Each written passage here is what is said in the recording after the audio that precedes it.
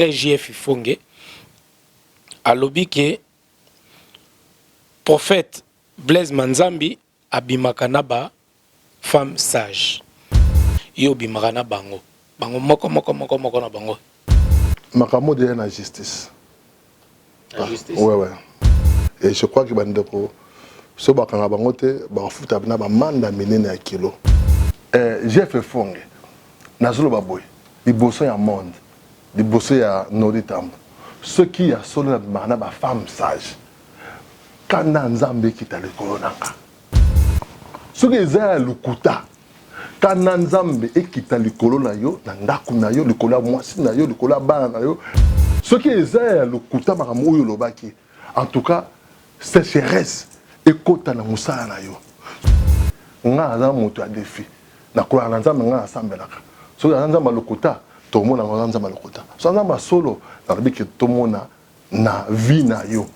Ndenge sécheresse rebeta yo, to mona même musala ba longolo na musala.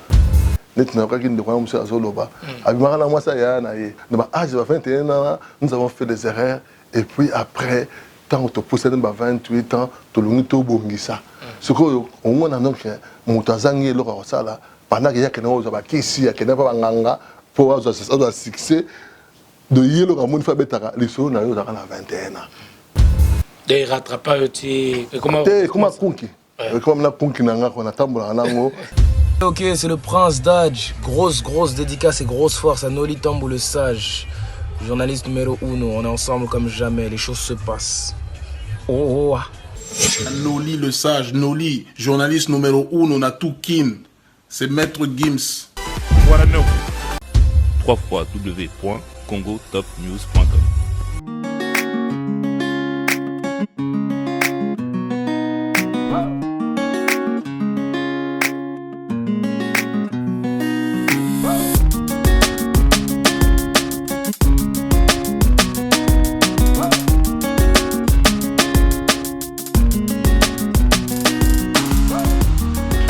Mesdames, Messieurs, bonsoir. Bienvenue dans votre émission Hero Show.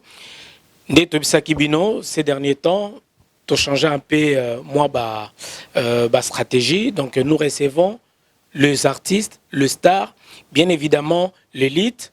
Et pourquoi pas aujourd'hui, nous recevons aussi des hommes de Dieu. Aujourd'hui, nous avons le plaisir de recevoir le prophète Blaise Manzambi, qui, je m'en vais dire bonsoir. Bonsoir, Noli Tambo le sage. Alors, frère Blaise Manzambi, vous voyez bien, donc Tobengi frère, parce qu'il est le frère parmi nous, le prophète aujourd'hui de Kazarema, que tout le monde est sans ignorer déjà, vous voyez bien. Alors, frère Blaise Manzambi, frère Blaise Manzambi, Avatoko Tapenza, Lelo.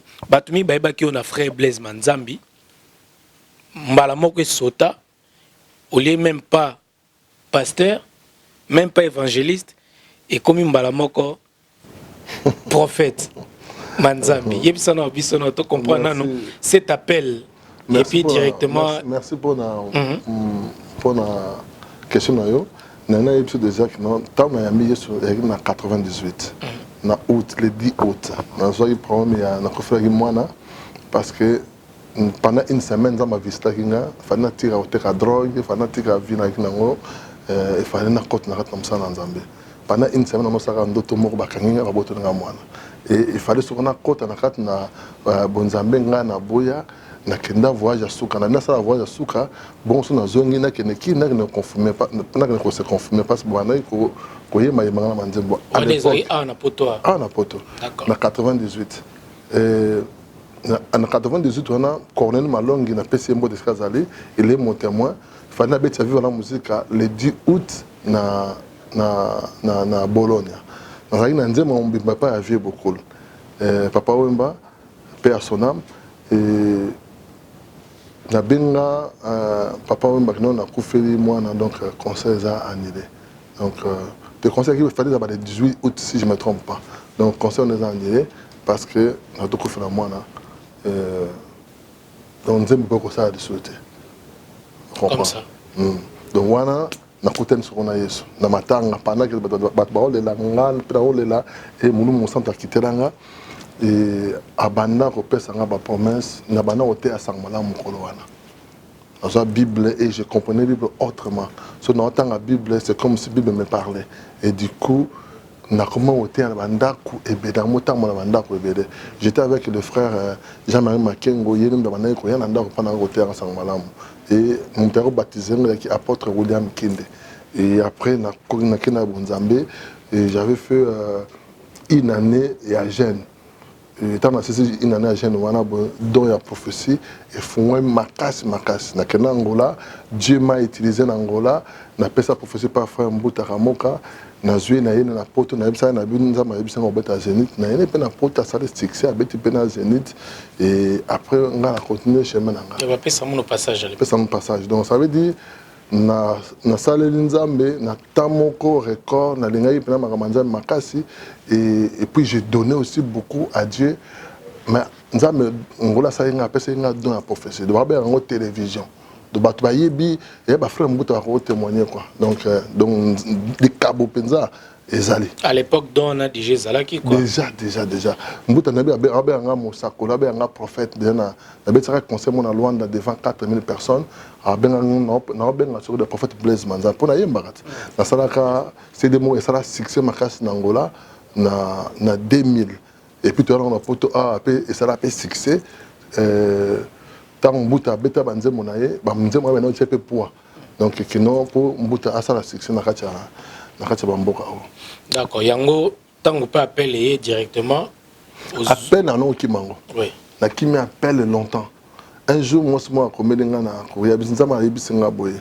So ko continue qui m'appelle à Bomakaza vraiment et puis au la maladie.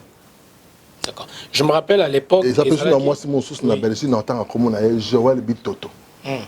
Elle m'a écrit si sur Facebook na makama bazomo na siko ya komila ngango na moni yoboye na moni na manteau manteau waneza vraiment ba roi sapato en or ceinture en or nzamba expliquer nga ceinture on est pourquoi sapato na pourquoi regarde je vais faire comme ça avec lui je vais le bénir j'étais témoin ministère au biso ça là entre baptême mazali. D'accord. Merci beaucoup. Donc, les gens, vous êtes nombreux à nous regarder. J'espère que vous avez compris un peu l'appel de prophète Blaise Manzambi. C'est pour cela, de prime abord, je voulais d'abord l'appeler frère. Pour nato comme Masuko na place ya prophète, bon, on a su comprendre parce que l'histoire est tellement moulaï. Parce que timing na biso tout ça m'a vraiment belé faut nato solo là aujourd'hui avec le prophète Blaise Manzambi. Mais je me rappelle à l'époque aussi, c'était Kazarima et Congo number 1. Kazari Mendo dans la plus pour les chrétiens et puis Congo number 1 ezalaki pour na batonir soto ebi bata ba païen ba nini ba pakande tokolo ba pona tout le monde. Alors ko travailler ezalaki même plateau je me rappelle à l'époque aussi. Est-ce que ça dérangeait pas à l'époque ya ko yamba ko déjà ko diviser des sites déjà na deux noms et puis on a Congo number 1 na Abeba Lipot que je salue déjà et puis na Kazarima cosfisu les bondo sang minunio sona mi balé on est qu'on se sentir nini gêné ou oui, ça se passait comment au début ça passait bien mais après normalement on a capacité qu'il fallait tout carbona et j'ai appelé le frère Abeba, je lui dis, j'aimerais vraiment que non, je vais t'aider comment tu dois faire. Comme ça, c'était comme ça que je l'avais dit. À l'époque, c'était Aroni. Aroni. Là, Mathieu venait à cœur que n'a changé ma remplace, la dimension il fallait plus mélanger quoi. Ouais, il fallait pas la mélanger, on continue à mélanger quoi. Voilà. Sinon, pour ton information, tout ça, mais ça, les belés, il y a des belés, belés, bazui, connaître le succès. Nous, on était derrière, pendant ça, la bango, et puis, Ezaki studio montage, hein. Donc, ça, on a studio montage, ça monte, sauf film à porno. Mais ça, montage à mariage, montage à anniversaire, c'est ce qu'on faisait, donc c'est un peu ça. Voilà, donc voilà, vous êtes vraiment nombreux à nous regarder. Vous êtes belé à l'époque aussi, Tobi Kazarima, mettez aussi des clips vidéo. Il y a des frères en Christ pour la promotion à Bango à l'époque. C'est un peu Tobi que YouTube et un foot à péter. Pour Ming peut pas réclamer aujourd'hui. Frère Blaise Aleb sur Bambongo et tout ça. Est-ce qu'aujourd'hui, on peut le comment? Parce que nous avons trop, mais à l'époque, Tobi YouTube a rémunéré il n'y a pas longtemps que moi YouTube on me fout pas toi ba on pété c'est faut monétiser ba chaîne ba compte même na YouTube beti Blaise Manzambe moment ba clip na ngazate parce que ba compte nous se tourne avec nango ba million de viande na perdango parce que ba tubé ba kana au cinéma ba compte c'est comme si tu on a bon on a yo yebi que celui déjà compte on déjà réclamé YouTube a fait ce mot en côté donc faut contenir la propre et dans la réclamation tendre YouTube a fait ce mot même compte na biso dans le long tu as plus de 300 000 abonnés mais tu as la reconnaissance à YouTube tu as un trophée il y a YouTube tu as fait ça sur les 100 000 aussi 100 000 on a trophée 200 000 on a la reconnaissance toi ça on comprend tout ça on dit pourquoi parce que bah même quand ba clip mon t'a fait ça na tila yi lelo non tu as le souté parce que le lobby est comme ça et comme ça va problème donc je ne vais pas ça donc du coup tu as une mission même si tu ça là tu as la quoi mais bande on surtout au vacances tu zo bango mbongo to lia mbongo ba vidéo na bango ata vidéo monter to lia mbongo na voilà ata vidéo monter. Merci beaucoup, mesdames, mesdemoiselles et messieurs. Nous allons maintenant rentrer dans les vifs de notre émission. Alors, Toko Tapina, la question qui fâche, de Toelaki. Frère Blaise Manzambi, prophète Blaise Manzambi, nous bien à tous les deux, parce que j'aime bien aussi, frère, Oza parmi nous, le prophète, ils appellent vraiment Oyoza Lelo. D'ailleurs, Oza Pemuto, Oidarabiso, surtout Biso, jeune, tant au Monaka, au Benga, Biso Noli, ça, vraiment. Je voulais aussi, à travers cette émission, Nalbano, merci, parce que vous avez l'occasion, mais il était Kananzela, on dit Togolba. Merci, Mozalo, Oza Yaya, Oza Koede, Biso Balek, dans la vitesse, sa jeunesse, nous aussi, on a passé par là, mais il faut canaliser pour le capé Ozoa Mbongo Lelo. Prophète Blaise Manzambi. Alors, Tokoti Mbalamoko directement, Nathalie Mobe émission Bandeko Baosala. Mikolo Awa, Nathalie Ndeko Nabiso pour Natoke directement, frère JF Fonge, à lobby que prophète Blaise Manzambi Abimakanaba, femme sage. Ni ne regoloba na pona na ke na ba question belé belé balbi il semblerait que pour ne pas affirmer que bandeko balika ba femme sage to mona bona na Kazarima awa yo bimarana bango moko na bango. Qu'est-ce que vous pouvez répondre par rapport à dire à notre frère JF Fongi? Déjà merci pour la question des sages. Makamo de la justice. La justice. Ouais. Non, benga yo aux alawana na ndé makambo kende de quoi. Vous en bien informé na poni, aux en bien informé na makambo kende. Et je crois que bandeko so bakanga bangote ba futa bina ba manda minene ya kilo. Eza na journaliste, eza na yendeko. Pour ba yebite donc biso déjà na Kazarema si dokana na si bakanga biso déjà kaka pour mutadeka na Kazarema à lobby buzo contre mutumoko songolo pakala et muto na porta plainte ba kanga mutu wana kenda la na garde à vue ba ko biso na ndako ngai na madame to kenda et heureusement de courant na bengié alongola ki plainte et c'est alors ndé batikan de courant na bimisa na garde à vue et dossier na kufa donc ça veut dire diffamation na mboka oeza interdit et puis d'aider soza musa na Nzambe Bible tu ne porteras point les faux témoignages contre ton prochain. C'est bien Bible tu ne porteras point les faux témoignages contre ton prochain. Et surtout nous sommes des frères en Christ. Bon, tu n'es pas mon frère, mais je suis un prochain. Donc tu ne dois pas porter des faux témoignages sur moi. Même Christ, il a répété ça dans Matthieu 19, 18. Donc tu ne porteras pas de faux témoignages. Ko banga nzambe ezaka implicité. Donc pour ton information, na banga nzambe. Irban zo filmer ayebi nga na awa so na bimi restaurant na mwana nanga na mwasi nanga so na silisi na kimba moko ndako. So na bimi rendez-vous na za ba garde de corps. Parce que déjà net le loboye ndeko wana lobi obetanga donc atamula songa mote. Na mota mwana ba garde de corps parce que so nga betanga comme ça ba garde de corps ba so nga na kokite ba garde de corps ba défendre. Mais c'est le monde on de razoye baté na sala fait masano. On pas na ibi ko beta mai guéri na ibi beta ba soto mai guéri na ibi ko beta là où qui donne beaucoup le col là là où qui donc de mon ensemble me beaucoup appel le col papa Pierre akata les toyi yeso azumbela zon c'est business donc bon mambe do sur la et ça c'est un miracle. Mais ce qu'on a frère Jeff, il faut que la rapenza nini. Continuez non mais la bakisi le sous boé la rapenza ni c'est total bien, ça fait ça date hein, marofinga ça fait longtemps ba affrontement boé na boé. Na ngi peno ta la penza ba caméra na biso, Jeff fonga zolanda biso. Ce que je vais te dire frère Noli, ndeko na yebiete. Ni na mokili ni na bonzambe, na tira au monde na vilanga. Na yebiete. Je sais seulement que non, j'ai traité avec ses patrons. Vous comprenez? Donc, on a eu tout le été. On a la problème.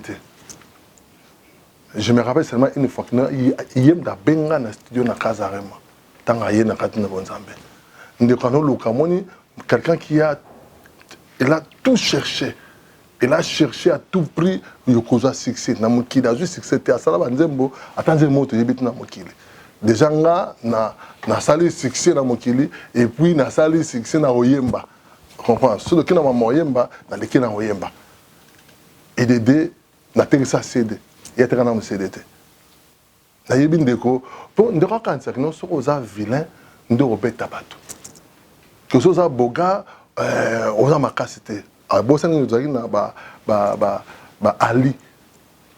Ba qui ba grand champion. Tant ba Bogar rebelle ba grand champion ba Zéphir Bouela ba Bogar ba nan ba Puma Ndonda ba Bogar comprendre donc bata makasi ezaka to so za vilain pour za nit oza vilain ndi obeta bato c'est pas des erreurs azo sala quoi donc obeta déjà côté wana déjà na c'est a candidateur obeta pour ça betinga si na za ba garde ko fa beta ba garde ko tu vois donc je payerai chaque jour ba garde ko pe menanga ndeko na problème na été ndeko ki musika Akim Moussika, cette fois-ci, n'a porté plainte. Pourquoi? Parce qu'elle a touché aux femmes. Les femmes sages, Baza Bato n'a respecté Makassi, Maman Blanche Aza Marine Nabiso, Pasteur Nicole Aza, moi aussi, je respecte Makassi Namboka Oyo, Pasteur Nicole. Et tout ça, ma Mimi Lentelo, Balingayo, je respecte Aza, moi aussi, à camarade Nanga. Maman Mimi Ndombele, Aza nièce Nanga propre. Donc, ce que tu as dit, c'est pas bakiri. Dans la vie, on a des techniciens qui témoigner. Sur le temps où il y a le kuta, on comprend l'esprit de nous animés. J'ai compris que la Bible est comportée, il faut témoigner pour nous déconner. Alors, ce qui a réussi, il y a un faut attaquer, je ne comprends pas. Vous comprenez? Il n'y a pas vivre la réussite sur la ligne. Mais la Bible dit que notre temps est en Nzambe. Quand on est en Nzambe, il y a un fond na lola na yo. Dans la Bible de Corneille, la Bible dit qu'il craignait Dieu, lui et sa maison. Et puis, il donnait beaucoup de monde. On peut savoir monter, on peut savoir beaucoup de monde. Et il priait continuellement. Alors, on a dit et puis après ça au monde de belé offrande de belé et après alors bon de la mingi donc trois choses wana ya on ça là que non Corneille le fond ange ba kita pour ba dire c'est que bien Pierre alwa ma campo bika ça selon tu comprendre que non vie na yo ko changer na ba ko misato o ba no attaquer baninga o ta baninga ne bazo réussir o ta ne no lazo réussir o lotu na ça qui ne peut évoluer comme à niveau non pas ça c'est qu'elle est. Il n'y a pas de kiss. Et j'ai compris une chose que non, donc néanmoins de quoi j'ai compris que non, les chrétiens, il y a beaucoup de chrétiens, ils aiment Dieu, mais ils ne croient pas à Dieu. Ils croient en Dieu, mais ils ne pratiquent pas la parole. Donc nous avons des croyants non pratiquants. Ils sont chrétiens non croyants. Ils sont croyants non pratiquants. On comprend. On veut juste pratiquer le balanzambe. Si vous pratiquez le balanzambe, tout mais ces gens-là, ils ne comprennent pas que non, tout ce que vous lirez sur la terre sera lié dans le ciel. Mais pour faire les ensembles, tu as dit que moi, je n'ai pas ni motivé de quoi lelo et comme c'était le babongo que les femmes sages et tout ça. Azaka na posa déstabiliser biso. Pour tout ça, zénith papa. Dans le moment où tu vas mettre des soldats à Zénith, il y a comment la personne a succès à Zénith. Ceci n'est pas déstabiliser. Pour déstabiliser l'ennemi, il faut finir. Et ça, arme n'est pas faible. Mais c'est total bien banda au fin il y a longtemps, hein, ça fait longtemps. Nous sommes même en confrontation à l'époque Ezaki nani Odon Elwanga pasteur Odon Elwanga elle est quand même na émission. Nous sommes même couteau qui est belge ba filmant mais tout le monde a fait et Simbaraté. Il y a Boya, il y a Boyaka. Il y a Boya. Voilà. Donc mais pourquoi par exemple quand c'est pas finira bateau. Accompagne non succès et ça n'a aucun rabat. Parce que les Congolais ont abrutir le peuple congolais.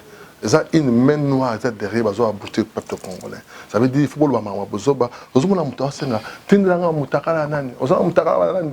Ils ont mutakala nani. Oh, mutakala pa nani chaque Congo bimi ate. Tindelanga ngo. Tindelanga mutakala ya maître nani. Tindelanga en pleine émission. Toujours là. Toujours mon abat. Toujours senga mutakala. Les gens demandent les mitakala au bible lobby au tala au mona mutakala ya ndikonote.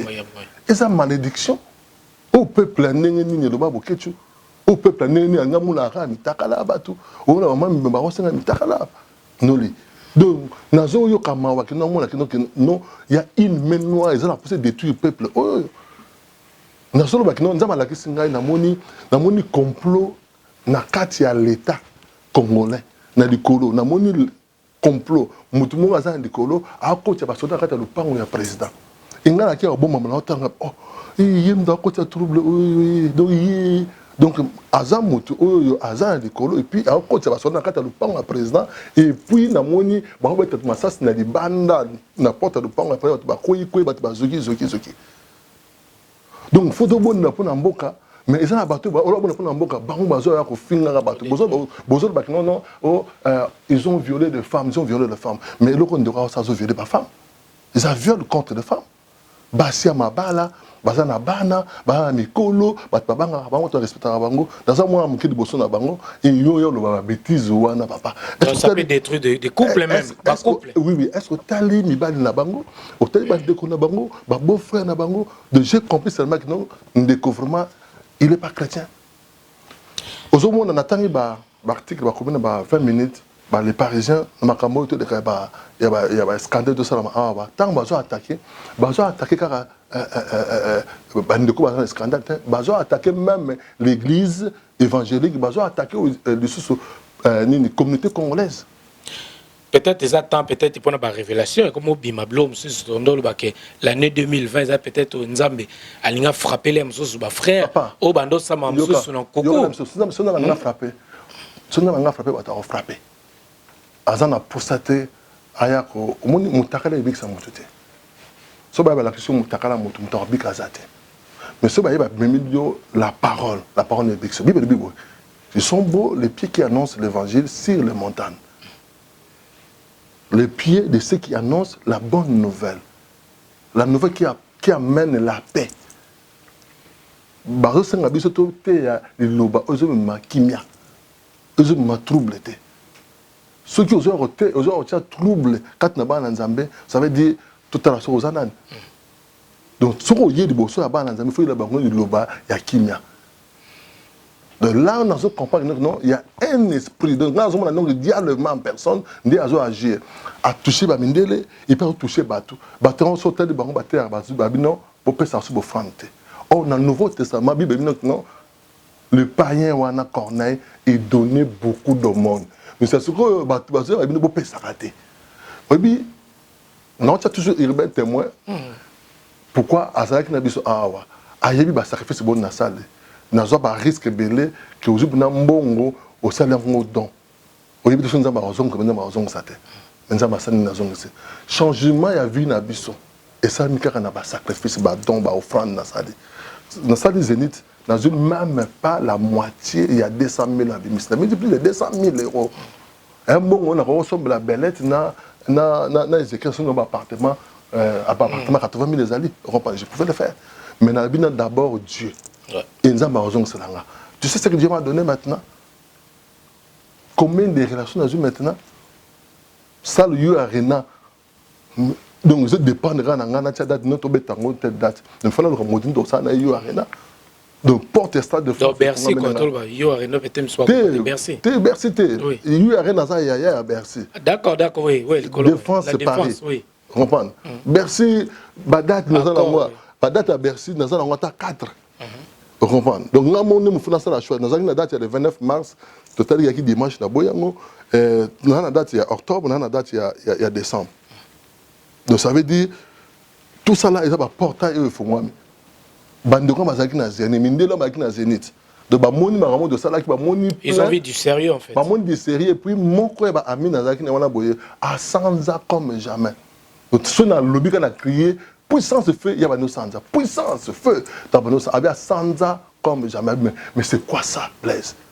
Mais non comprendre tout ça de Sanza abonné donc on a au lieu aller le répéter ma bé dans ma zone ça veut dire et depuis ce jour-là le monsieur Azoa qu'on respectait dans des mots tu n'as pas l'idée. De battre même cabinet avocat ou non qui n'a pas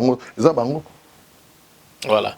Donc ce qu'on a compris dans l'histoire Oyo, donc enfin au porter plainte na frère JF Ifongue pour la diffamation na ma local lobby awa que yo na sala ngote sage on a dit ko banango makambo banda kala mais pourquoi ka tant onde oponi que au porter plainte pourquoi bino pe bana nzambe bino la bino boketi na niveau de justice papa bible le bisinga boye ba juge ba ba serviteur nzambe c'est Dieu qui les a choisis c'est Dieu qui les a placés donc on n'est pas un juge il a des sous-motés ceux qui moteur à que à seulement que porter plainte papa c'est pas un péché parce que au lieu na y a un internet na manofi ngayo na banolo boye batu ba os édifier ta pour ni obondelité pour na peut-être pour na yo au participer na masumu na été robonde la peine à place mais ceux qui n'a stoppé na jugement à bang mon biso te changer pourquoi parce que bakena na biso de osa mbila mbila mais tous ça peut mabe na mabe pété et biso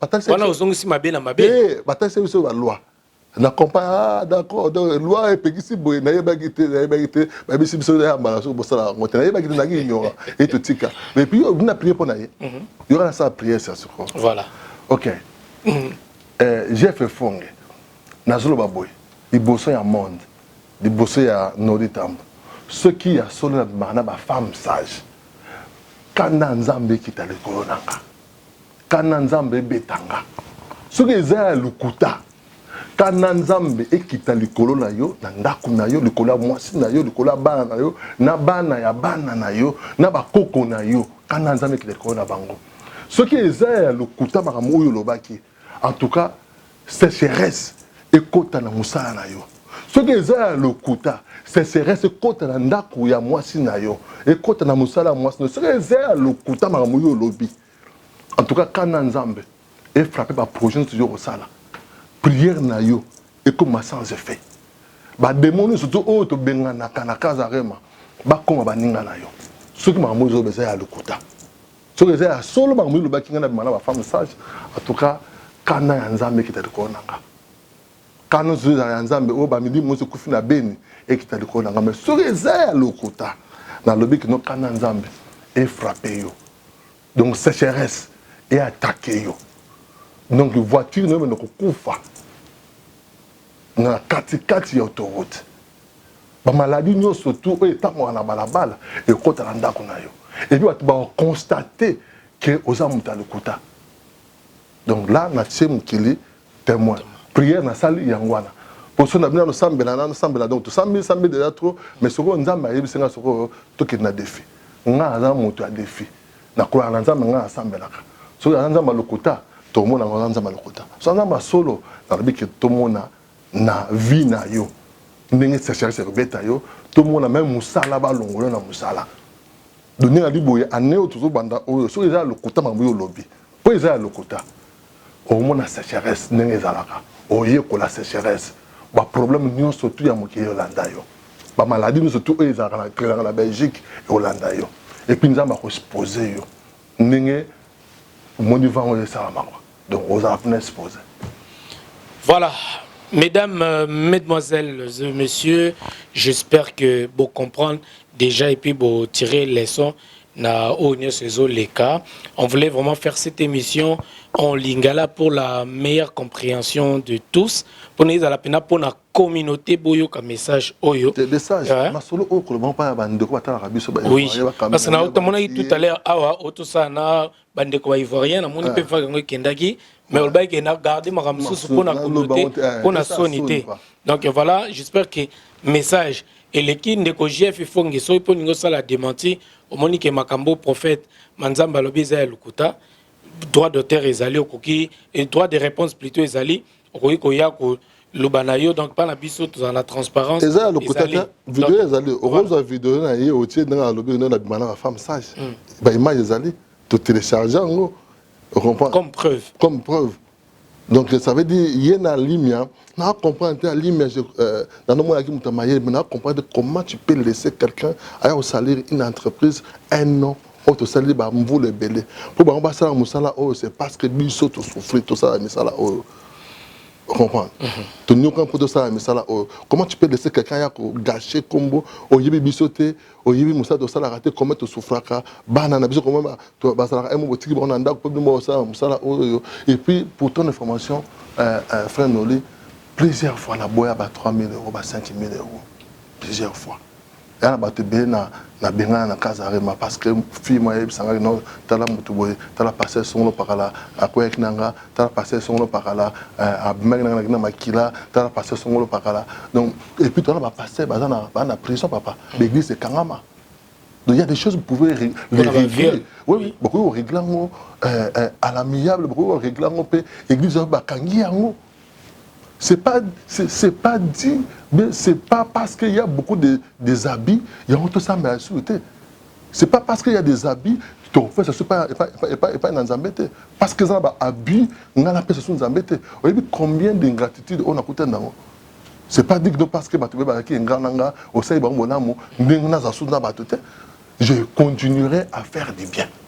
Si il s'agit n'a pas de moto, je le ferai. Si il s'agit n'a pas de moto, mutuka, na salango. Si il s'agit n'a pas de moto, na salango, je le fais. Et je paye les garanties, na zola rabatu bandaku, je le fais. Na zola rabatu basal, je le fais. Si une petite nana est dans la salle de mariage, dans la salle de communauté, ça les à 3 000, je les paye. Et elle va diminuer les autres. Oui, muta pekisanga te pour offrande bon monde, muta pekisanga azate. Azate parce que petuana makanga respect, et parce que petuana akena sa mission contre ngande, ba petu musna sa ba confiance c'était non. Biso zanga ki bato, zanga biso bani Kazarema mataki premier site chrétien. Ouais. Na francophonie mobimba. Ba tutu baye simana biso. Tozali ba modèle pour na bango. Ngata ndo sa musala o papa na ina modèle te diboso nanga. Donc nazo sala kaka ki yanda ningwana na bere na ti ba yo kanga biso comprendre nga ndina comprendre loko o ba sala ngo te loko za bien te. O ba lobara te o ba lobara. Papa faut retour à l'état. Sur l'état boy diffamation. Pourquoi tu vas le faire? Voilà. Yango ba site mingi peut-être ba uti bazana ba Afrique ba te fonctionnement erreur. Net ça elle a lek dans moko na boyna attaquer parce que na yebik na auto ya kalaté. So na bina attaquer eza bien te na mutu na Nzambe. Nani?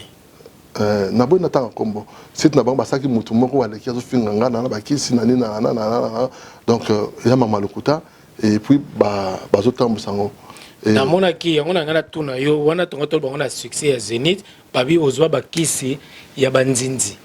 Tout le monde qui a sans indiscrétion, peut-être que tu as na elinga Congo bande ko Tracy Mbelenga na moyo balika ina travailler na kin abi succès à Zénith ba ki so bozwa ki banzinzi wana ya umte sala ki nini tout ça donc pour na lo balem susu ba comprendre place nini yo o ba sur le succès à Zénith on a tout le bien il y aura na episode Tracy Mbelenga azale kinanga c'est mon petit frère. Peut-être il y a Bossani. Ce bakangasa na Ishasa, j'étais même pas au courant. Mon bakangasa na Ishasa, azaki nièce nanga, j'étais même pas au courant, je te dis. Pour nanga la kangsete. Pour nanga bakana petit nanga to kabona ke na yo. Et na biso ki kanda wana yango petit menanga guerre basala sala be mission batakanga na répondate. Mais azas ko na poto. Na poto awa, eloko bango basali mota musana boye. Bakokanga site na bango ceux qui na longo le plainte té ceux na porté plainte na qui na na souka bakanga site et puis yemoko il aura beaucoup de soucis je ne peux pas le faire, c'est mon petit frère. J'ai fait fond, on a attaqué dans la ligne, parce que ça va te béler ma baie. Et puis, plante, on a longue la montée, donc on a souka avoir des dommages. Ce qui s'agit d'avoir avoir interdiction. Ce qui va me au beau, c'est la bataille, na combo, même comme si vous voyez, on a ce problème. On comprend que on a refait la baronne parce que na jugement, na aux ambeba. Donc, l'avocat d'ailleurs, c'est pas conseiller déjà. Donc, les qui n'ont pas de belenga, n'a pas de conseil, n'a pas de faut armailler les petits frères. J'aime ton courage, tu es courageux. Ça va prendre fort au côté de la norme et amicale. Qu'on permette de tout ça vraiment vie à bateau quoi. Bon, nous devons aller qui c'est Vandinzemani naïbi, qui c'est Vandinzemani dans la raté. Dans un moment qui est dans qui c'était, dans comme dans mon Zambé, dans qui c'est quoi pourquoi. Dans ma salle la ranga, la bundarana, mon Zamba au Sungabiso. Et ce n'est que le début. Bon, moi, ma maman on Zamba au sala. Et dans sa période, on a posté n'a dérangé vie nabino. C'est que je vous demande, c'est vous amayer. Je vous aime, vous avez avec nanga quoi. Bon, comment est-ce qu'on a commis? Bon, comprendre que et donc il faut pas tout ça, on va ça raconter. Donc faut y bah tout ce faut pas, même si on t'a hier en cette émission, le bâtiment émission dans ça raconter. J'ai refusé plusieurs fois 3 000 euros, 5 000 euros. J'ai refusé plusieurs fois 10 000 euros. Donc ça veut dire bon grosso ma vie à monter, bon moyen monter. Bah relation dans les bébati les lots intéressés. N'a pas te bérer parce que Alvin a ça qui me sont morts au courant parce que Bino Bossa qui est au courant en côté après Batouane va s'aller pas attaquer là. Et bah c'est travaillé pendant ça la panne. Oui. N'était logo il y a bloc Bachabo et d'abord on parce que pardon beaucoup à partir là pour ba on partir ba 4 ans problème théâtre té ba ozango ba 4 bazu ba chango quoi comprendre pardon il y a pendant on partir ça veut dire si nous surtout au bataki ya au bataki ya Moïse wana so botale mission mona Alvin Bea azo confirmer que non que mutasala qui Tracy Mbelenga et puis PDG ku tayeba le kambo oyote on a une na site na oba ça telle mission ya mikolo ka quoi et puis la mission à l'époque ba ça na site pas na yo oui voilà parce que là on mission elle est ratée d'accord tant na telle mission la mission elle ma bemi elle est ratée parce que Moïse aza pena petit ya ndako Mike Kalamba, il va l'équipe n'a attendako. Va l'équipe on a cette promotion na bango na beta na todo et au Simba. Comprendre. Tant de comme na 3 ans album les champions. Si nous on a pas bimi album de chaque clip de chaque comment 1 million 600. Ouais. Après tant on Moïse abani pour attaquer biso et du coup non comprenez pourquoi. Tout ça les va habiter ngam na tinda batu après na vérifier et na comprendre tu habites très bien ngam na sala kiango très bien avec nanga non ça veut dire na koya dans la télévision on était très bien à partir de mission ndé et fragiliser la relation na yo na ba chrétien tout le monde a ces mots ba chantre chrétien ba ça la bloc contre yo et puis na ba à l'époque aussi Moïse Mbié tout ça je me rappelle aux hommes de Mike Kalamba na côté na Kinto Yambani dans la prompte mais je comprends aussi ce que ça na froideur na ndikokuna ba ndeko mususu pe au moins na koya te pour ma mofiti bandeko mususu émission salama ya tambotichi na adi londolé bala tsaka na mutu na benga pena ndeko mona benga na senga pardon pour tailler pas proche lui na l'émission le blanc qui se attaquer ngan soso alvin na tsaka vie jo na za continuer à attaquer biso to ça l'émission na rebengi na bindeko est-ce que lui m'sate oté na l'émission elle a fait maman Lise nani na ngabi d'accord merci beaucoup le lendemain quand on a alvin na benga tout ça émission na moni ya iso ba iso ko lo baté patron na ba patron ba combattant na mikili donc ba ba sala no ba musicien betate de ba diaboliser tu n'as pas l'idée donc du coup ni de près ni de loin na zalate de mission wana kaka po plateau ezalaki yanga deni ngone c'est mon cousin propre j'ai acheté aussi comment mobulu kaka po émission eslamaki na plateau na ngano ba tout à l'heure mais na zalate de mission wana na ya un euro te. Mais ça, l'émission se soutenue à Dilondolé, à Talanga, à Rob Sabino. Bah, il y a cette émission contre un pasteur Moro Songono Pakala. N'a-t-il à Dilondolé, tu es beaucoup ça l'émission parce que ça va retourner contre moi. Ah, il y a non, papa, mais tu l'as rapide, pile, mais comme la minute de l'émission, tu as fait l'émission, mais il y a 500 €, papa. On a la proposition sur le bon, mais ça, la montée, tu es mon frère. Et Ayoki a ça la montée. Mais ça, l'émission, ça là, je n'étais pas là. Nous avons une école, au qui nous avons 16h30, au qui nous avons émission. Émission, et quoi, Mais j'étais fortifié, tant que témoin, je me paye à moi, fil de montagnard, à Ibisinga Binaraki, Bazar pour moi, Afrique numéro 1, Omar Bongo, Bia, à Benga, Bana, Finga, yo, maman, yo, pauvre, villageois, Badine. On a sali, été journaliste, c'est mon gros, dans l'émission d'Afrique numéro 1, à l'Obic, non? Bia, Nini, Batuato, Koufadade, Kuna, qui Bia, Matinda, Bango, donc, ce que maman, Bia, on a attaqué la radio, à Benga, maman, président de la République, attaqué. Donc, Binani, comment ça s'appelle, Bongo, le lendemain, on a directeur de la radio. On a un journaliste. Voilà. Donc, pour nous dire seulement que non, donc, Maramou, c'est ma belle Koyaka, ce qui est ça, moi, je pense que c'est ça, responsable des aïeux. Tout le monde a un peu, comme on est monsieur Sami côté, mais ça, combo est noli, comme si que noli, tu as travaillé à ça. Pour nous, dans le leader, dans le patron, il faut payer les prix. Donc, nous payons les prix. Merci beaucoup, prophète Blaise Manzambi. Nous continuons toujours dans cette émission. Donc, merci beaucoup à la réalisation de Irbano Kavula, de Lux Morote Mibale, Misato en 2020.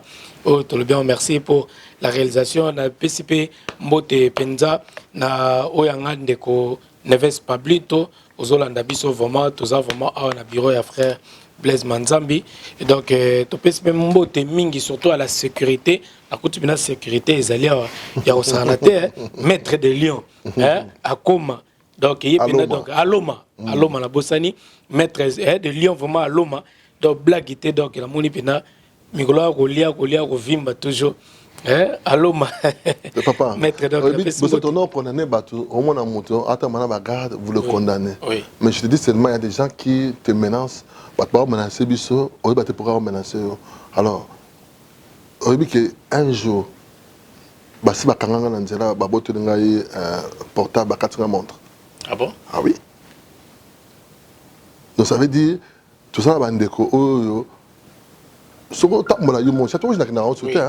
c'est-à-dire 3 ans, ça m'a dépassé. Parce que, au yébité, dans la rose, parce que nous avons une émission, émission, nous avons Champs-Élysées. Aya ebisi madame abi yo la dinga yote oh pourquoi yo bina ko beto mbata ka posa moi si on a tiki yo wanini kabise mais c'est quoi ça oh non moi si na yo asage monsieur moko épouse-moi ou quitte-moi ce que yo moi si na ebisi ngape yo épouse-moi ou quitte-moi donc comme ni donc tina biso ko est ma bé ça avec émission au fin normalement on te 10 ans pour nous au bala yete ce que bala ya bi oui na bala boss ma bé ne masa parce que bala moi ça yo oh non mais na passé maman comme la salle madame a senga bien de bala na ndauti na kina lukuba mbongo ya bala kata na bali moi aussi donc pour te dire seulement comme il batte là c'est biblique mi battre la ponzambe abattre la Bible que soyez prudents comme un serpent. Au serpent ça n'est très risé. Mais vous êtes prudents comme un serpent. Humble comme colombe. Tous sont humbles mais tous sont peu prudents. Donc son abimi en tout cas décapé balobara mi battre la nzambe pas battre. C'est ça. Donc voilà. PCP Mbote vraiment ndeko biso Bosco Bandeka, Bosco Bandeka, Hollande Abisso, vraiment, on est ensemble, Bosco Bandeka. Et à vous tous, vraiment, vous êtes nombreux à nous suivre en ce net moment. Donc, Cynthia Maïta, la couleur d'origine, Hollande Abisso, na Bruxelles. Alors, prophète Blaise Manzambi, tous qui ont déjà vers la fin, déjà, parce que ce qui était important, au Tolobeli, vraiment. Mais là, il y a moi 2-3 questions, mon article, est-ce qu'aujourd'hui, devant nos caméras, na début parce que place mo to côté na la tout nango mais ngai na prise na place nango moko to komi na 2020 ba révélation nyoso ba makambo nyoso tozomona quand même ya ba vidéo ba ndeko bimi boye ya ba révélation ya boye bimi na tanga ba kombo ya ba oye ba ndeko bimi ya ndeko Moïse Mbie tomoni frère Mike Alambai surtout aussi avant to koma oso analyse au pe le ba problème ezaki analyse ba femme sage ba salaki sur Peniel et Mike Kalambay. Pour nous attendre, on a répondre un peu. Na partie mususu de la taille Moïse Mbie, Mike Kalambay, Makambo il est affaire il est Peniel et puis to comme mususu na ndeko na biso oyo ya Michel Bakenda. Est-ce que ndetol bakato batana terme le londe kilba mai ninga na pamba te mon mot peut-être pour ma communion sur le scandale autour de bongo oh le salami na bandeko ba chantre ba chrétien. Bon, moi ce que je veux dire, le scandale ils ont déjà provenu de la Bible. Scandale de Oya, ça c'est déjà provenu de la Bible. Tu as déjà provenu. Mais malheur, nous allons la canal et puis de deux, nous avons encore notre verset, la Bible nous dit, sur le il faut ça, il faut retirer ça. Mais tant que il faut ça, nous allons prudent. Sur ce soldat, il faut bêter ma sas, pas ça, pas chevalier, pas genre même une infirmière. Moi, je crois que faut être très prudent, parce que sur le lobby, oh, il défend. Moi, je dirais seulement, il doit monter comme bon maman. Il doit monter bon maman, ça moi. Mais le plus important, c'est que non, attitude d'une photo zoa. Parce que c'est l'église corps qui est attaquée. Parce que attaquer l'église évangélique mobimba.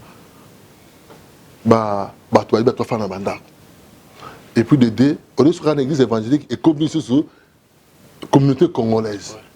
Tu vois, là, on l'église congolaise,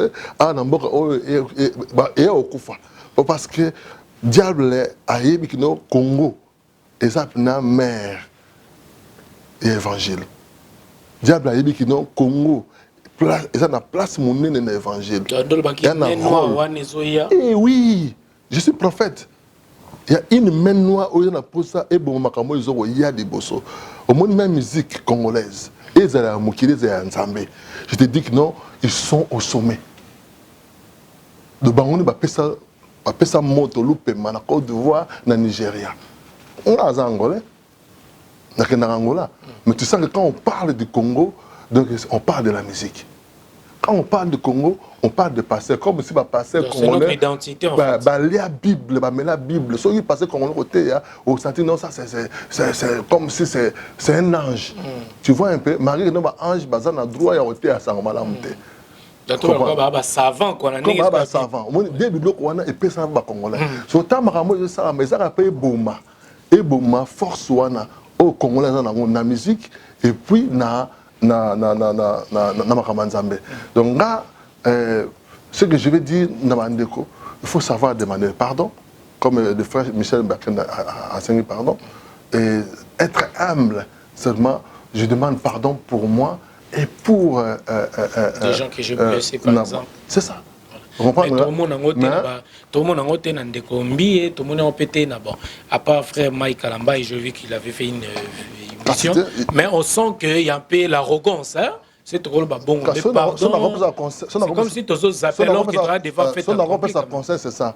Au moins, nous avons pour que nous battions la justice. Parce que c'est biblique.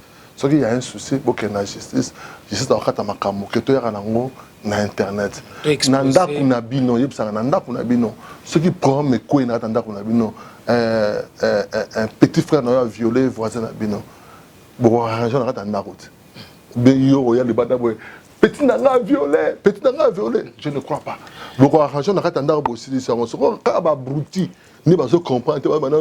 Faut l'exposer. Oui. Bible dit qu'on se posait na kani. Vous comprenez?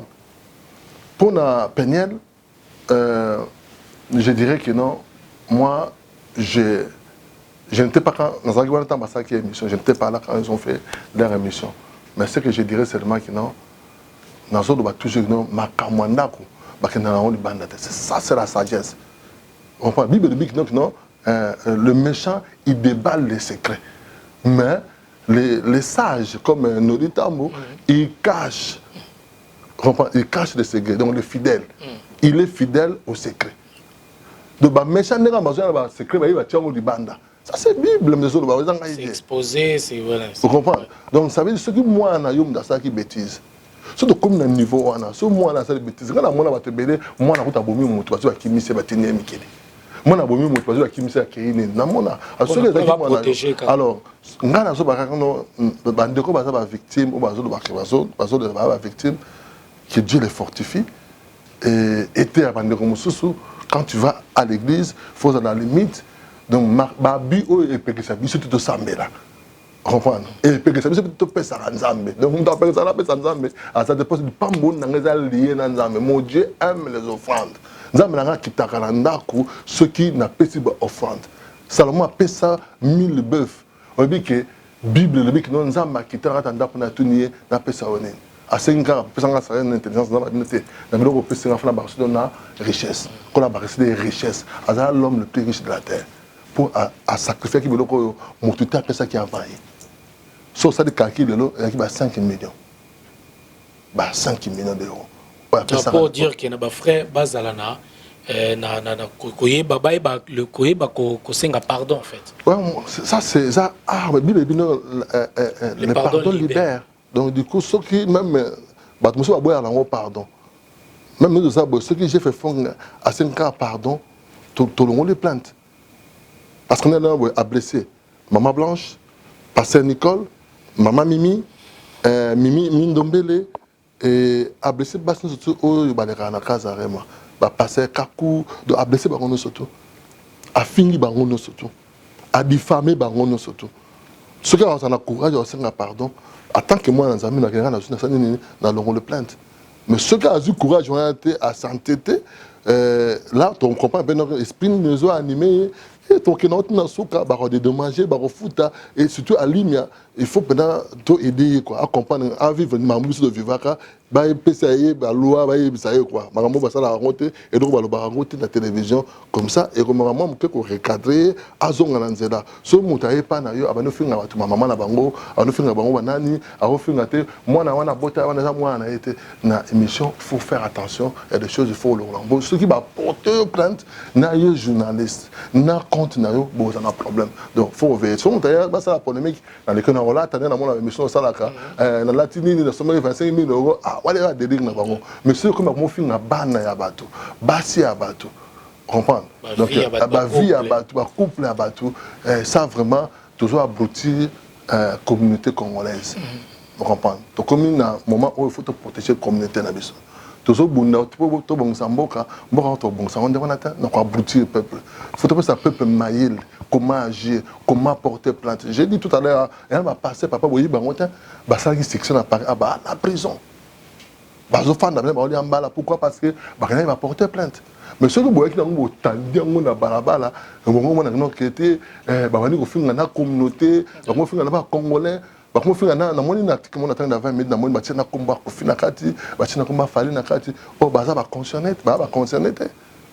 Tu vois? Donc, merci beaucoup, donc, mesdames, messieurs. Donc, on va parler rapidement parce que tous en dernier sujet, on parlait sur le succès. Il y a Zénith de Paris. Au Boto organisé vraiment un grand concert. Il y a des chrétiens. Donc, vraiment, c'était plein à craquer. Vraiment, c'était une première aussi à féliciter. Mais avant cela, aujourd'hui, on voyait le pasteur Marcelo mettre ses vidéos dans Kazarema comme tout autre pasteur aujourd'hui. Mais après un moment, tout le monde l'élévation, tout le monde m'a belé na pasteur Marcelo. Je voulais d'abord savoir par curiosité, naïba relation à bine et bandaginde nini na pasteur Marcelo oh lelo ayebani vraiment monde entier grâce à Kazarema. Merci pour la question. Nous tambo Marcelo pour nanga to longa na niveau ya ba camarade, tout le niveau famille, tout le ma frère. C'est un frère pour moi. Marcelo ngam na kena vers Marcelo na YouTube na monaka 3 vidéos mais qui sans image ba photo na ndikolo et matéa. Je me rappelle na l'été moi a fouillé non le péché de David. Je ne peux pas oublier ça. Natala na sepel na façon na hotel na mona qui est à hauteur comme mon père spirituel William Skin de la PC Mbote Kazali. Et alors, na sepel na makas. L'esprit tini ngana bengaye, mais nga sur orgueil quand mon apôtre. J'ai boudé. Un mois après, assistance avec makas na esprit et na Saint-Esprit, j'étais obligé de céder dans le téléphone na bengaye. Nabi azalika na 3 images. Na loka pena na YouTube mobimba, na bonaka 3 images voilà. Et na bengaye to solo naye et na convaincre ye abana kotia ba vidéo na Kazarema. Là c'était en quelle année? 2008, 2009, en tout cas. 2008, 2008, 2009, c'est alors, avec ce rappel, non, à la caméra, matériel, qui équipe nanga, Tressim Bedenga, naba Caleb, na Pessembo Tesrazali, Caleb Kakos, si je ne me trompe pas. Par contre, on a filmé, toute l'équipe n'a été filmé, tout tient en net. Et nous avons eu le coup derrière mon sac à l'époque. On appelle ça déjà professionnel. Non, tu seras parmi les 3 grands pasteurs de la francophonie. Jour n'a bien après mais jour wana. Et na yebi ça y m'a comme bédo o esami de na mon na stade tant de so wana quoi. Donc livre né wana ozomona temi wana boye. Na bisa na moni comme livre bela bi no yebi yango. Région que début so ba pesa bisongo tout à l'heure. Donc on va là sur 50 élo mo bongo. 500 paroles. 500 paroles ouais voilà. Voilà. Donc merci beaucoup. Donc yango yo et Marcelo Tounassi. Ah, il sera Tounassi, ouais. Yango yo. Donc 500 paroles de sagesse. De sagesse. Déjà livre mo songo ko amayele, faut tala ngo kwa jama bloc BD et de yo oko mo mbreko so na ngamba na peso mo ko na kwa yango songa yo kwa. Donc bande ko wana o ba finga bato ba ben na posa batala ba livre o quoi. 500 paroles de sagesse. Moi donc yango yo. Donc banda ibongo. Bandi bongo et puis na bisaye pesanga une année, deuxième année ngamuna obengo soyo sala croisade na Mikil. Et puis une année après tant l'équipe avec l'invitation et bien sinon to c'est la rara une année kokata une année koki l'année dans laquelle to bengi ici à tout ça le séminaire une semaine et cartonna ma casse qui lundi dimanche et puis le lundi qui était en parole du salut succès grave et à zone sous dans mois d'avril succès et ti dans mati deuxième voyage troisième voyage après ngamoko ndina força et penda to que dans son matériel pour te abana otaka ba vidéo na ye moko pour na ça qui non nga bureau ya Kinshasa na kanganga parce que nous avons un retour et après ma capacité c'est alors on est to que na tika sur mon matériel et puis na je paye semence peut on appelle dans une rajouter et accueillir au banda ko bana filmer azo tchaka puis tant azo tchaka biso tozo appelle tozo tchaka après na biso na ne biso tozo tchaka wana et je servais à rien vous comprenez je servais à rien parce que ça là que tout ça des vidéos et limité yo ba vue donc vraiment yo tchaka yo moko comme ça ba vue na yo et ça le connaître j'étais vraiment professionnel et puis frère hein de la personne on appelle ça de conseil pendant pour l'intérêt à moto dans un rabla jaloux na bato quoi nga so mutazo mata nazo sepela nga bande ko balek na mata quoi so doza belé le biso na yi ko luka aide pa na yo na rozango vous comprenez moi lelo yozo cartonner na côté na yo so na yesenga no sala nga publicité lo oyo donc na succès à rassurer et à garantir donc o doza na ngo suko zo tinika bande ko ba kende boso bibe yebisenga so na poso mata matisa baninga et nous mata so le ngoko ya bana ko timwa libulo zinda baninga yo po ko zinda mais ce ko matisi baninga c'est alors on est yo on mata donc ça moko ba c'est voilà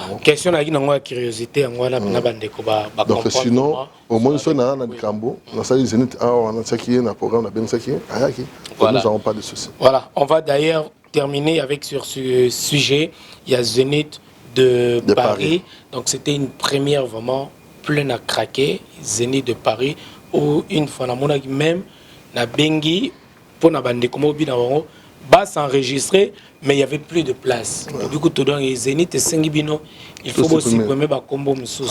Alors parlez-nous aujourd'hui parce que na moni au début hein ibande ko ba mena mo le roi ma peigner l'ondem te tout fa qui ngomandambo et tout mais on n'a pas senti aussi bah tu me suis relayer cette information il y a succès parce que j'ai comme l'impression tous en a toujours pour encourager bloc comme B hein tout ce qui est buzz à bouzo et tout mais makambo qui to comme et ça même malamu to betelango ma beau côté yango lelo ça fait mal aussi na ba mambo nesto sala.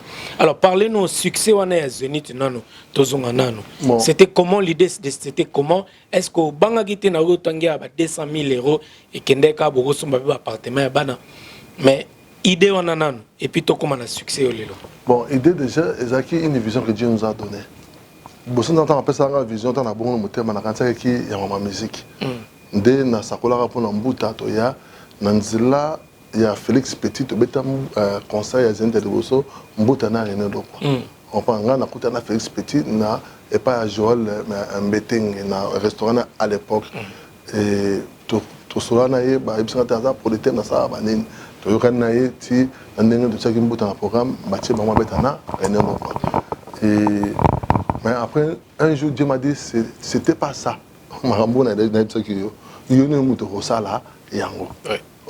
Et Dieu m'a donné des moyens. Et c'était pas facile aussi, parce que même mon épouse, après moi, de dépenser, belé, pour Nassala qui 3 chèques, il y a 25 000 €. Et puis, un chèque, moi, à 13 000 €. Un chèque, moi, à cocher à 15 000. Tu vois un peu? Autant chaque fois les autres les caca madame Azeb Sangan mais c'est l'équipe non visite ça la Zénith est-ce que c'est nous c'est maman Lise que je salue d'ailleurs donc mbote pe na bébé na biso bébé c'est que merveille Jérémie donc voilà bah doute on a équipe à maman m'a dit c'est un doute na yebse pesanga kaka 1 mois ceux qui n'a moni clarté na nilango to senga aide bande ba contribuer pour un événement, na moni retour ba vidéo. Bo pesa ba ngombongo te, bo pesa ba ngombongo te. Si tu vois un peu bande qu'on a biso. Et ba mosu ba cette émission en français pour venir trop francophone.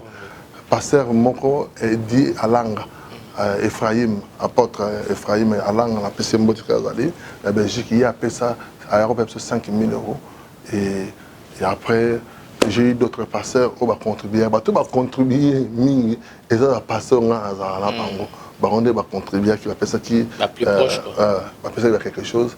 Mais dans le cas de 10 000 €, il y a aide, il y a autres choses. Mais j'ai dépensé plus de 200 000 €. Si on a mis une machine, mais c'est à 20 000. C'est ce qu'on croyait, c'est à 20 000.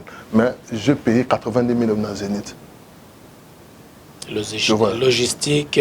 Voilà, on a la salle, donc lumière, son, instrument, donc 54 000. Podium, n'en parlons pas. Donc tant que sur la sécurité, ni comprendre, ton côté, il faut loger dans un hôtel, comprends. Donc billet d'avion, peut-être. Donc pour te dire seulement que non, que bon, ticket, côté là, il faut au somban. Donc ça veut dire que ça dit concert on a fait et là on a nous fait événement ils ont fait mais il faut ticket il faut nous ticket pour kabula bateau au fait tu se retrouves qu'il y a 15 000 réservations 15 000 billets au lieu de 7 000 6 700 et quelques donc tu comptes ça plus de 7 000 personnes dans la salle donc tu quota donc il faut refouler au moins 8 000 personnes. Déjà, je suis profité de profiter de pardon, l'émission pendant que je suis Pologne, Allemagne, qui m'a côté pour placer ça été, Misabiso, il y a un malo que na Bercy et que tout ça là pour na église corps, ils ont pour na biso et puis ils avaient pour na gloire na biso parce que toi na pour ça église évangélique et tellement parce que nous sommes ici pour tout impacter la nation parce que nous avons dit que nos Congolais ont un évangile mais à ce moment-là on canaliser on t'a dit ça la montée à côté de la distraction en tout cas j'ai eu la grâce de partager na grand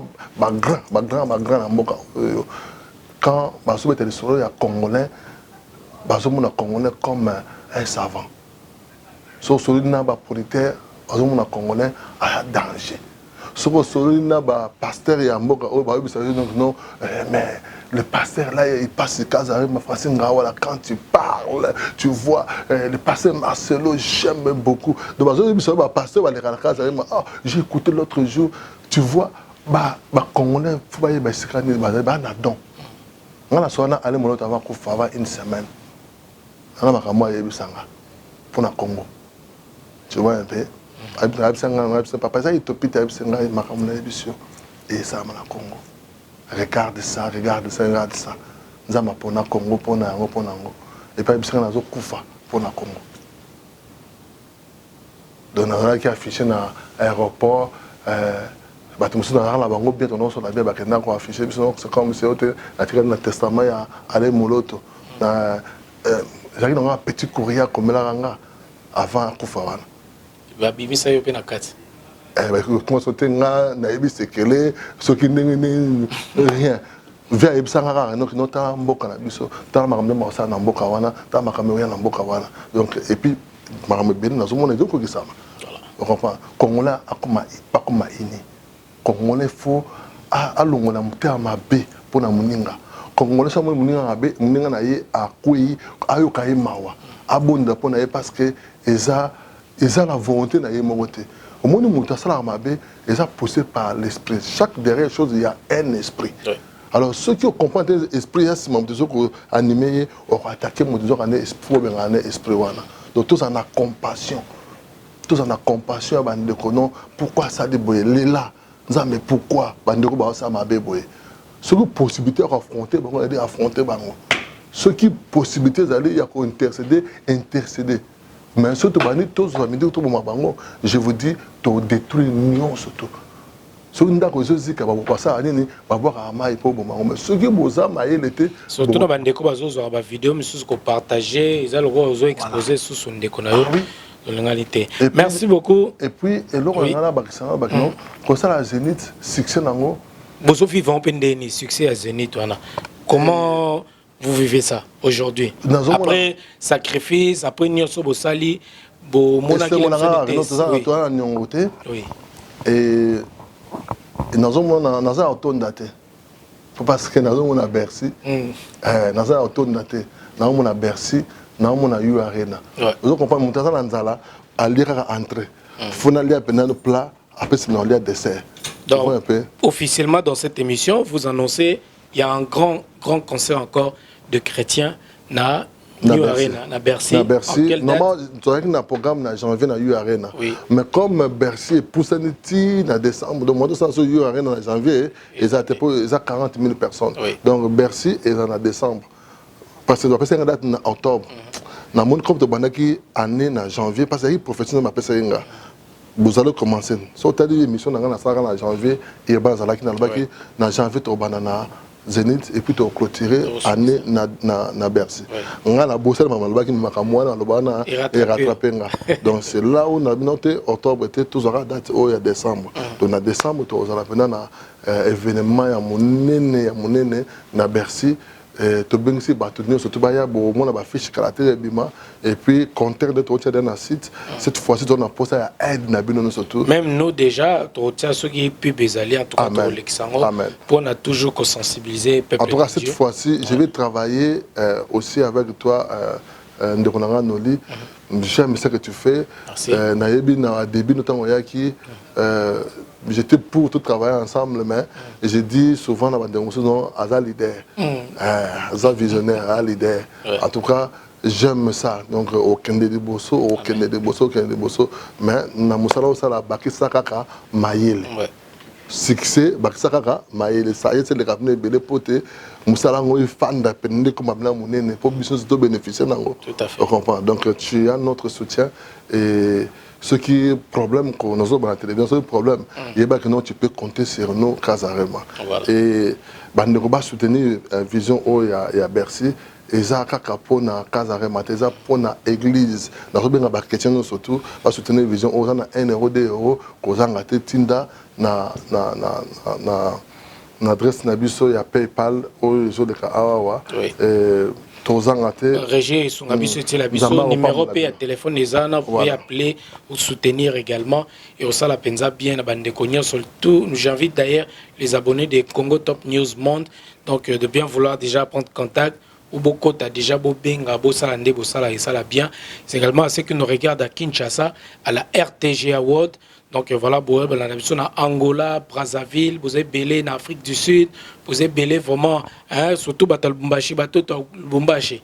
Vous avez belé toya na Kivu, tozana Kivu na mois d'août, juillet août, donc nous allons la fondation Bona pour la première édition festival, tozana Goma, Bukavu, Uvira, donc nous allons vraiment na mois d'août, donc fin juillet, nous allons à Kinshasa, donc début août, tozana katia Goma, Uvira, donc tokikno ba neko est et tout, bo lobaki tozala na na bokasi ya fondation Bona, donc Uvira babe yango Kivu wetu tozala na pena bande kwa Kivu ba artiste oboyebi pena ba chrétien ba chante bino polingi bo participer na événement monene. N'oubliez pas boya penza numéro yango wana toti ya Kazarima, contact ezala bo benga bande ko bana beso pe ya soutien bo soutenir tout mon vraiment que botie penza bo to moni ba quelque chose de côté pena et on sala bien pour soutenir l'œuvre de Dieu. Merci beaucoup prophète Blaise Manzambi, c'était vraiment un réel plaisir de vous recevoir na début année Oyo et ça allait vraiment bien. Les autres déplacés na bureau, il y a prophète Blaise Manzambi, c'est exemple son côté na bureau au Kasoro na Élysée, mais nous avons des tous na biso na awa na carte kitoko à Kazarima. Félicitations, évolution vraiment kitoko. Vous avez le exemple et quand je rentre ici moi aussi ça me donne des idées d'évoluer et puis dans le but tout ça na succès. Sa sagesse et puis tout ça sérieux des tokens de Bosso. Merci beaucoup. Peut-être un dernier mot. Il y a peut-être moi vais le meilleur pour cette année 2020 et puis moi prophétie peut ça la paix bien pour la bande. Merci Noli. Merci beaucoup pour le déplacement pour Oyatalabiso. Merci. Nzamba Pambolayo, on peut souffrir na Kazarima en tout cas financièrement et souffrir na Katia. Amen. Tu recevoir. Nalinga lobake namoni ba chaîne gabonaise, togolaise, béninoise ko senga ba image pour ba relier information ya Zénith sauf ba chaîne na biso ya Congo. Tu vois? Et ça c'est regrettable. À part que namona ki une émission batindra ngai ya bandeko masaki analyse comment je peux dire Franck Stemay na nzama pambola bango na émission basalaki mais bazaki na information te donc na pesa bango vraie information Zénith ezalaki organisé par Kazarema du début jusqu'à la fin et tozalaki na ba pasteur ebele o bazalaki invité et puis de deux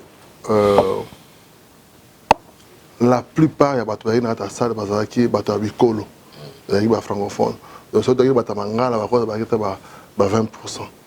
Et congolais a yebi ko pesa valeur te na musala na ye moko na musala na bango moko même ya baninga ale bazo tindika bato belé ba kende libanda musika donc yango zo mona tango bozana maître Gims ba kende boso parce que bazar côté mususu. Mais si vous avez un biso, il faut que vous détruire. Il faut bomber, il faut descendre. Au moment où vous avez l'article, comme ça, il mérite, il y a battu. C'est rare.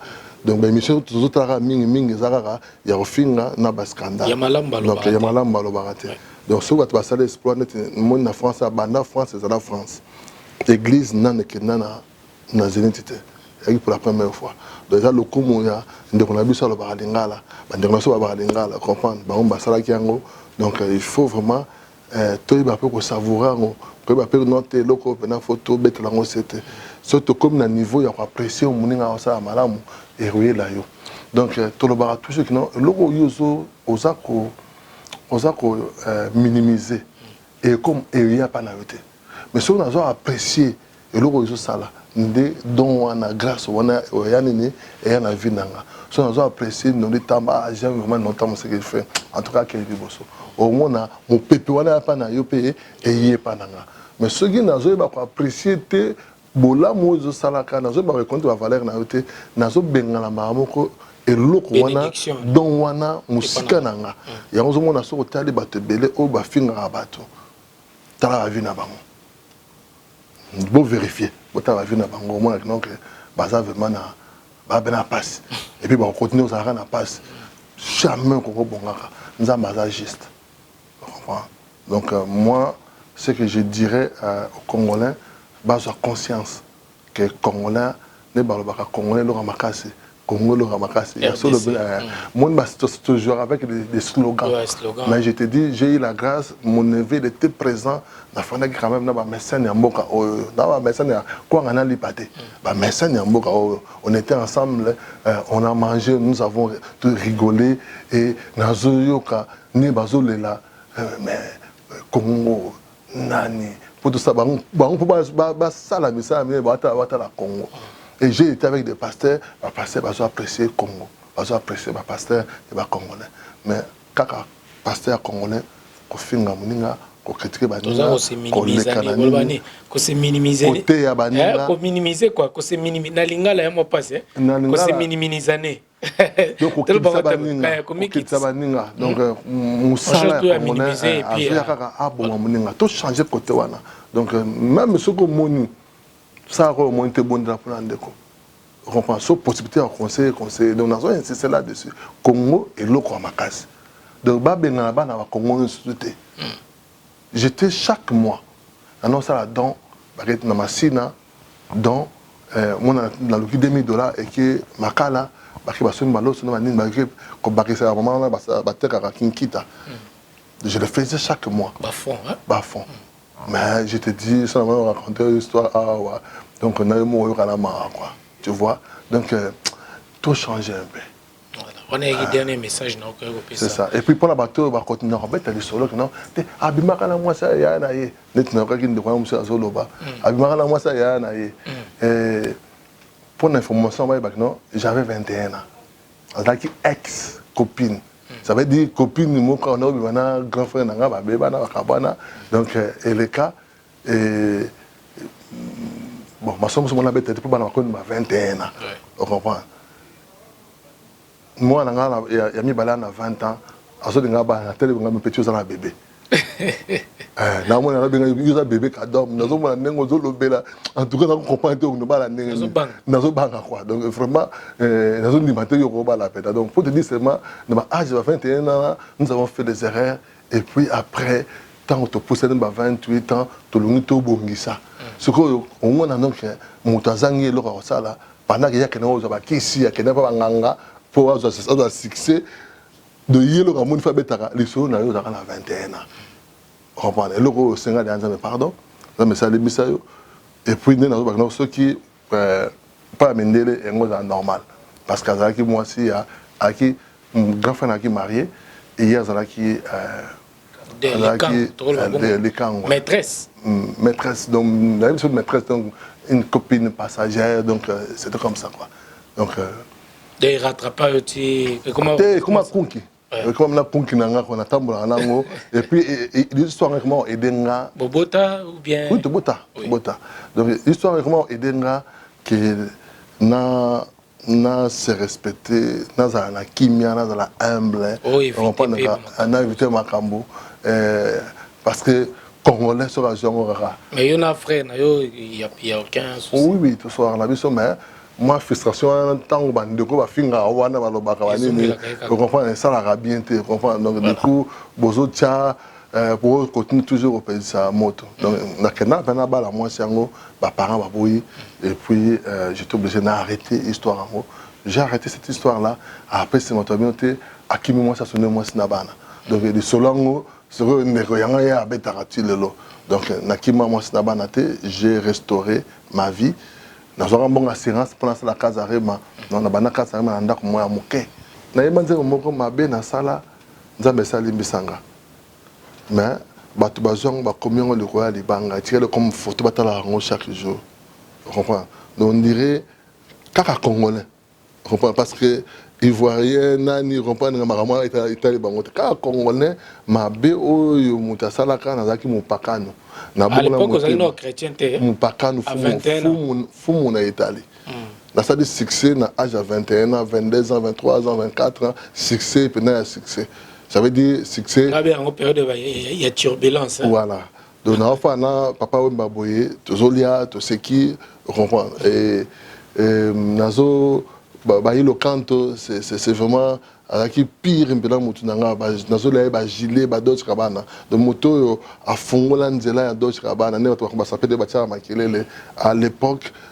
modorotanga azoya pa nanga na Italie na bese Dolce Gabbana boy habité nga linga ba ja moto na manine il fallait expliquer que non Dolce Gabbana baza dejo moko boye wala tia Madonna sali contrat na bango et nde toro sala no solo moda na PCM lo baya pena na nini na nzembo abora no solo moda tu sono anche le macchine anche la casa Blaise Manzambi fumu na Italie après sima afanti Dolce Gabbana nga vi beaucoup la tina Cornelia il a une idéologie asika ouais vi beaucoup la tina nani Cornelia Lokanga habité vi alinga fulayo ndenda kenda pas vie n'a pas vu dans sa démonstration il a vu 3 valises moko ya biblos moko ya Dolce Gabbana moko ya na des choses qui ba Romeo Gilles donc vip na tabe mais non ngai modora nyoko linga na Dolce Gabbana o atel ça rango cher tu comprends donc tout à l'heure on dit to comment ben donc vie à boire à 10 personnes on appelle ça comme on appelle ça 1 euro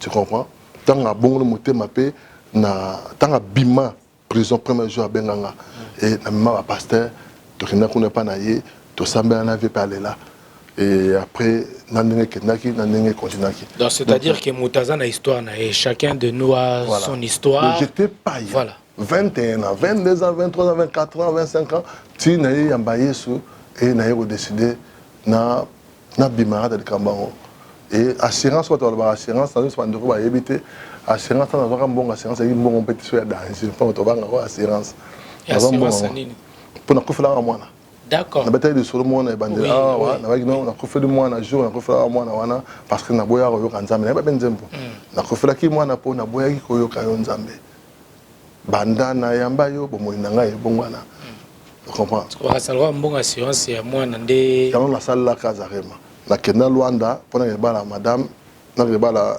maman ba nanga wana na juillet na zuba biloko na somi na nos père na mère tout que les kin tout ne parle pas à congolaise père na mère ba telemi na waboy nde na zonga mikili ta na zonga mikili na zonga na 0 ka maboko pamba ozongo tika kuna yo moko na tika te ya za akina mikili to ina mikili donc na zonga na sala ba boutique na Luanda sala ba business tout ekufa na zonga 0 ka maboko pamba na yaka na mbuta kamoka pour tout ça ba concert wana mbuta tout ça wana boye na zoki associé pasteur Magloire Mundele wana ki petit na kati donc ami penza quoi Magloire Mundele de la pasteur je le salue là où il est il peut confirmer en zoloba donc muta misa mbongo ya louer salle Magloire Mundele muto afuta ba musicien Magloire Mundele ngana ega na produit na somme ba ticket na yeboye donc na zudo musicien ba partie santé to yena bango et ça ika onga sala ki yangwana mais le reste et comment ki yem na sala ki mais après na kota fiasco na kota ndaku et donc on le bio restaurer vina yo ouais donc na banda na vie à zéro na yebelo ba bengi souffrance muta za ba ndaku muta za ba voiture à danger ba bilamba n'en parle même pas mais na comment awa au moins banango mbati aux autres plan mbati donc on a ta lobby aux bati on a ta lobby on a on déjà trop faut repasser on faut sokola pour la tango lobby et fight pendant quoi donc na bandela na vinza mazunga penza à 0 ti na bali mwasi nanga na ina ndako te donc ba éviter to ba lelo ba éviter surtout la arabe to kuta na na jana na l'époque na hôtel moko boye ba zo la azo louer chambre ngapi na louer chambre donc ti mongo pe à chambre sili après to louer ba chambre ya pas ndaka moto et ti muke to bimi to studio ya 12 mètres carrés tomati 18 mètres carrés 28 mètres carrés tomata ndongo muke na ndenge pe to yeba na kaza me bandi après mais visa kaza rema saka na 2000 na kombo ya kaza rema preuve neta to sale lo na ma Gloire Mundele donc nga ba no tia kaza rema comprendre il na kombo on ma pesanga j'avais seulement le nom na vision mais le solar assurance dans le lona yebisa ba congolais surtout armation lokuta donc kaza rema pena eza nzambe kaza ngolo ba maison na portugais reme ngolo ba révélation donc na rema na logos Logo c'est parole écrite. Réma la révélation. Comme la guimou la révélation, makasi, on a fait casa, na remeza, comme il y a réma, il y a révélation. C'est ça, c'est tout. Donner la maison de sang. Donc tu vois, les gens créent toujours. Donc dans le bango, comme dans les rappels de l'émission, et batubelo le barça na net, baza batu babimi na nzela abana onga la formé. Vous comprenez? Et ça n'a pas tout belé, courage, un jour, bah, et na formé bana belé, la zama la muna bango, ma BP ça n'a raté. Monsieur a appelé mon tour après la ça n'a trop vieux, il y a moi des décisions à Betty Moutounini, à qui a quand ici, comprendre, mais tout est ça est quoi dans Moutouna quoi. Donc mais sinon, c'est que je vais dire, nous avons de travail à bango, je vous aime et beaucoup de liboso, mais Bobak Samaïle. Et puis sérieux, au moins le bon. Surtout la reconnaissance aussi, c'est important. Voilà. Merci beaucoup, chers téléspectateurs. Vraiment, je pense que vous avez vraiment édifié à travers cette émission. Vous voyez un peu mon détail. Donc, là, sûr, vous comprendre aussi l'idée à l'émission Oyo, malgré tout, qui m'a soulevé à plainte, mais il y avait aussi une histoire. Et puis quelque chose aussi à retenir. Plein de Bible, papa. Plein de Bible. Bible, lobby, c'est un problème, beaucoup n'est pas juge, Bazali, Basal, Nanzamé, ne monte à place à Bango. On parle de Bible, 5 émissions de Moana. Au lieu de y a net, n'a pas exposé yo, te a violé qui, moi, n'a sur le monde abusé na moi, n'a que le monde n'a pas juge. Voilà. N'a tenté de la télévision parce que Bible, sa réputation, moi. Voilà. Merci beaucoup. Donc voilà, comme le Baki tout à l'heure, donc voilà, au lieu. Toyoka place Boenaboto retenu ba place amike Toribike émission qui venait donc vous regardez ma émission Oyo Botaliango ba place belé important ezali. Merci à vous tous, vous êtes vraiment nombreux à nous regarder à travers cette chaîne la RTG Award à Kinshasa, également sur YouTube. Vous nous regardez à travers le 5 continents sur www.congo Top News Monde, Congo Top News Monde sur YouTube. Donc voilà, nous avons reçu pour vous le prophète Blaise Manzambi de Kazarema. Merci beaucoup à l'assistance de Irbano Kavula de Lix. On est ensemble. On se dit bye bye et à la prochaine. Donc voilà, bonne année 2020 à toutes et à tous. Bye bye. Bye bye. Merci. Ok, c'est le Prince Dodge. Grosse dédicace et grosse force à Noli Tambou le Sage. Journaliste numéro 1. On est ensemble comme jamais. Les choses se passent. Oh. Noli le sage, Noli, journaliste numéro 1, on a tout kin. C'est Maître Gims. Voilà, no. www.congotopnews.com